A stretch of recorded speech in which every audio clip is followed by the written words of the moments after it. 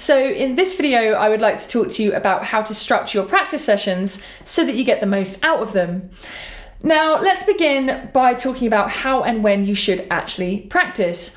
I would recommend that for most singers that they aim to practice every other day, so 3 to 5 times a week.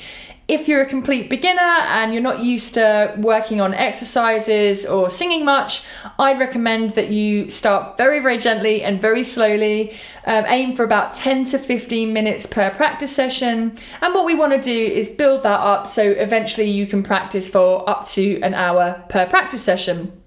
For the purposes of the course, I would like you to pick 2 songs that you can work on in your practice sessions.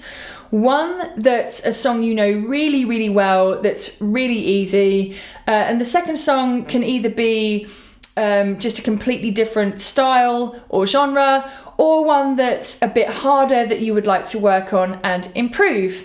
Now, for your practice sessions, I would thoroughly recommend that you have a journal at hand so that you can take down notes. Now, what we want to take note of is a good moment and any negative thoughts and beliefs that come up. So if it's a good moment, what we want to know is, why was it good? So we want to take note of, how did it feel? How did it sound? And we want to try and pinpoint what we've done to get that feeling and get that sound.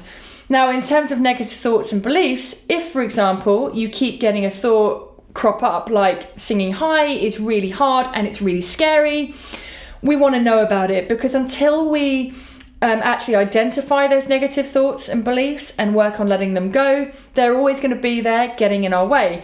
If you have the belief that singing high is really hard and really scary, until we work on letting that go, it's going to be hard and it's going to be scary. So likewise, I would recommend that you have a phone at hand for your practice sessions so that you can record different parts and different sections. Because remember, listening to ourselves back and watching ourselves back is our mirror. Just like dancers need to actually look in mirrors to improve, we need to listen to ourselves. We need to work out what's going on so that we can hit those goals that we want to hit. Now, in terms of the practice sessions, I like to think of it as having 4 parts. So the warm-up, the second part is where we are working on our specific vocal techniques. The third part is where we are working on breaking down our songs. And the fourth part, which is my favourite part, is where we get to go for it. Now, the warm-up is not just about warming up your voice, it's about getting your whole body, mind and soul ready for your practice session. So I would advise you actually start with your mindset. It's important that you bring to the table a positive mindset and an attitude of play. I like to think about my vocal space where I like to work out my voice as being my own private lab. It's a private space. I don't have to worry about anybody listening to me or judging me or anything like that. And when I'm in this space, anything goes. I'm free to try things. I'm free to play. I want to make mistakes because that's how we learn and that's how we grow. In terms of the mindset, really make sure that you allow yourself to carve out that time. So you're not constantly looking at the watch and thinking, oh, I've got to go. This is your special time. It's your time to work on your goals and your voice. So as part of the warm-up, you want to work on your breathing and just a whole body warm-up. So part 2 is where we get to work on vocal exercises specific to our voice, specific to our goals. So then part 3 is where we are taking our 2 songs and we are working on specific parts of those songs. It could be a section of the song, like the verse or the chorus.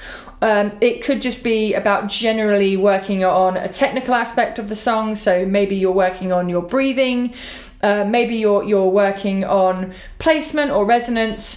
But that's what part 3 is about. Now, again, be very focused here. Don't just sing through the whole song 3 or 4 times. Really hone in on what you want to hone in on. So if it's a verse, just work on that verse. When you feel like you've nailed it, you've recorded it, you've listened to it back, and you want to move on, that's absolutely fine, you can. Now, section 4, my favourite bit, going for it. Now, this is where we kind of forget all of that other stuff. We forget the technical stuff. We forget about, worrying about, oh, have I bent my knees enough, or what's my tongue doing, or anything like that. This is where we're working on being an actual performer and an artist. And this is just as important and can be very hard to do. So what we want to work on here is staying true to the character and staying true to the story and the moment. It's a fantastic exercise in mindfulness, because what can happen so easily when you're performing a song, you start singing and you're either thinking about the hard bit coming up, or you're thinking about the bit that you feel you just went wrong. So what we want to practice is staying true to the moment. So if you feel like you made a little mistake, let it go. Come back to the lyrics. What are you saying? What's the story? If there's a bit coming up that you know is going to be hard, forget it. Really come back to, really work on staying true to the moment. Where are you exactly in the song? Because if you don't, before you know it, you've sung through the whole song and you haven't had any connection to what the story you're telling or what's going on in the song. So homework right now, get yourself your journal so that you can write down your notes for your practice sessions, and pick your 2 songs, and I shall see you in the next video.